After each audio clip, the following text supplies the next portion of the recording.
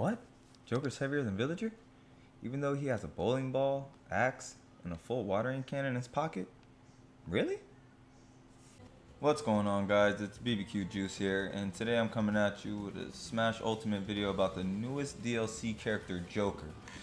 Is he broken? I think so. He definitely has a lot of characteristics about him that seem high, put him in a top tier, so I'm gonna go over my opinions on it and what I think about it. First things first, his movement. He moves very similar to Sheik. The way he dashes and dips down low in his dash animation, it definitely accounts for him dodging a lot of attacks. Playing against a lot of Jokers online, especially if you play a taller person, as he's dashing around, sometimes attacks can go over his head. His movement speed is slightly slower than Sheik's, although not by too much. Playing him seems somewhat reminiscent of Sheik, being that he's very combo oriented, and he can also play weaving in and out, doing poke damage. Which brings me to my next point. This character has some pretty insane combo game. He has a lot of combos that can get you to a quick 30% and even further once you really learn his kit and his moveset. Everybody knows the infamous down throw into forward air that came out. He can very easily land a 30% combo as long as the person doesn't DI out of it, and it can go even further than that. His combos don't have to just start with forward throw. His combos can start off with fair, first hit of fair, down tilt. I mean, possibilities are pretty endless.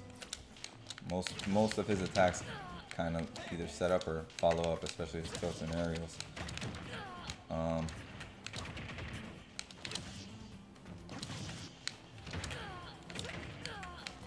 That was fairly quick, and that was the 68%.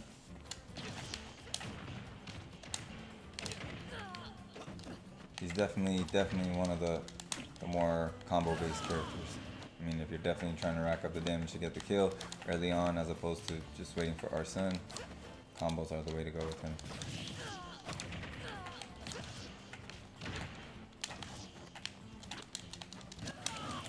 His startup on most of his attacks isn't insane, so his up smash comes out pretty quick at frame 10.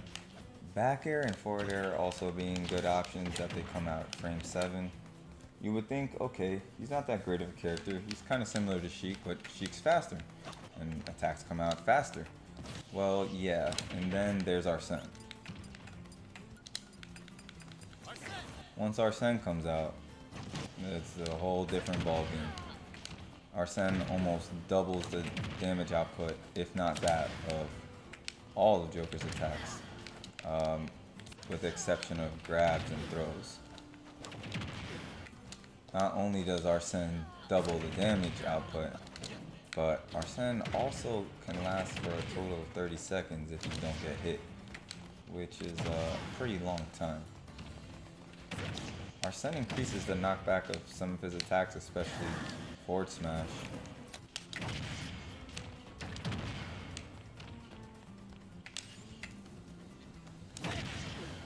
So although Arsene does extend the hitboxes of Joker, he doesn't actually bring any added hurt box,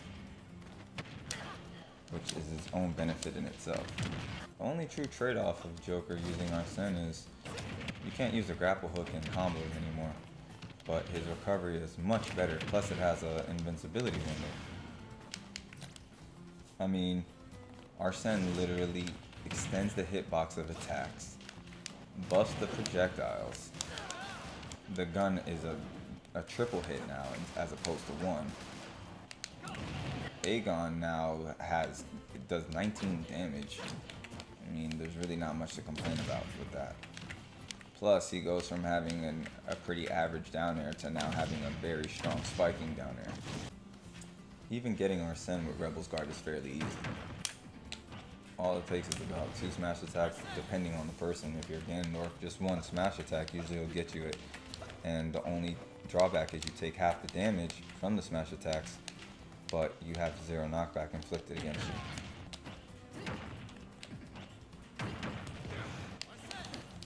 If you properly time the release of Rebel's Guard, it also does damage and has knockback against the opponent. Even without using Rebel's Guard, just taking damage will get you Arsene.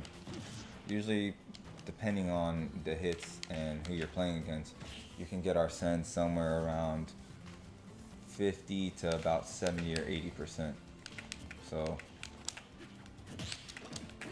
it's almost like a balance of being like Little Mac's KO punch and being like Wii Fit's deep breathing.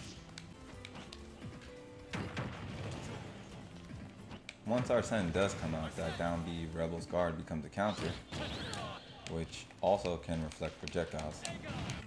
Overall, I don't find Joker to have too many disadvantages, although his weight isn't the highest.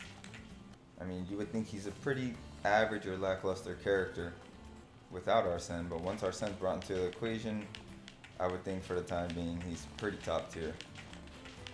What do you guys think? Let me know in the comments.